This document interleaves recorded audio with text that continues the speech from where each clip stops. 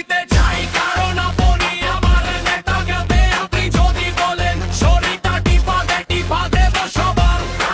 ও জানি ফুটাতে পানি ভাবে মাথা যা লাগে আমি রেঁধে আনি। আমি ধুয়ে দেই কাপড়, প্রয়োজন হলে নেতা বলবেন যাকেই, আমি দিয়ে দিব খবর আমি আপনাকে মানি। আপন ভাই সুযোগ পাইলে আপনার সেবা।